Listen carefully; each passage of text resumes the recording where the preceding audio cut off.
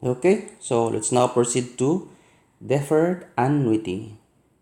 In the case of deferred annuity, it is much better to illustrate this in an example so that we can grasp the formula.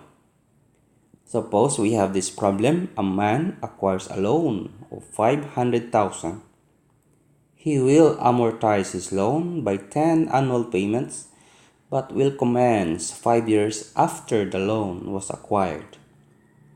If the money is worth 10% compounded annually, what was his annual amortization? Okay, let us show that in here. So I lend you 500,000 and you promised me to pay at the end or at the beginning, at the end of the fifth year. Will commence 5 years after, meaning at the end of the fifth year, you will start your amortization. So I lend you 500,000 now, and then you pay me for 10 years starting at the end of the fifth year. Now the question is, how much is the amortization? Annual amortization. So as you can see here, this cash flow is actually an annuity. But this is different from our previous annuity, because so far, the type of annuity that we have discussed are the ordinary annuity, which the initial payment starts at the end of year 1. And the other one, which is the annuity due, which payment starts at year 0. But this kind of annuity starts at some year other than 0 or 1. That is why this kind of annuity is called deferred. Okay, so how do we calculate the amortization, annual amortization here?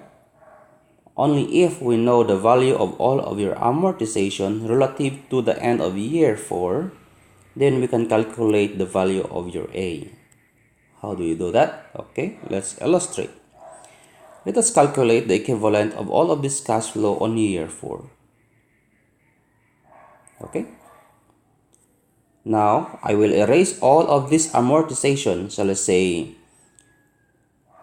this man who acquired the loan says, okay sir, I will just pay all of my amortization at the end of the 4th year in a lump sum amount.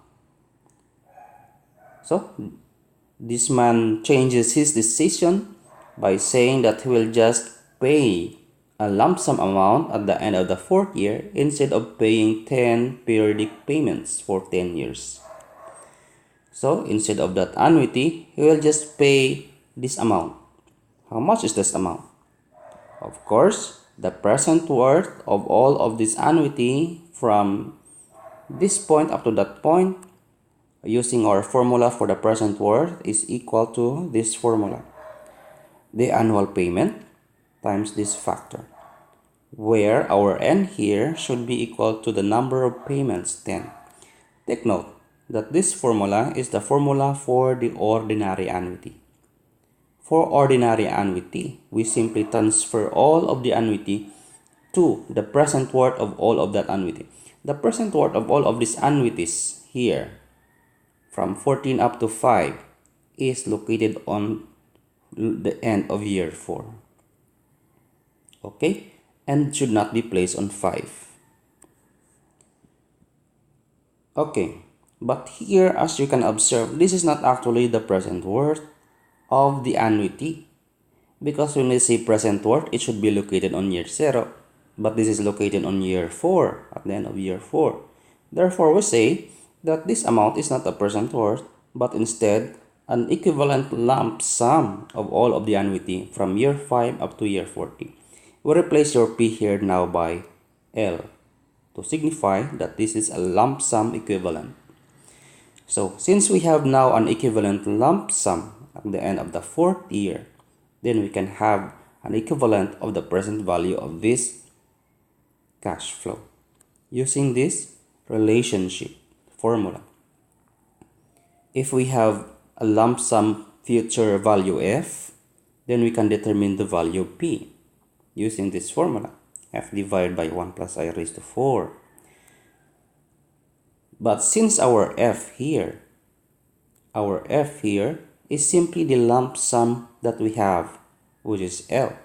So we replace that f by L, and then we can substitute our expression L to this L, and then we can calculate the value of your A. So the only variable we have left here is A, so we can calculate for the value of your amortization.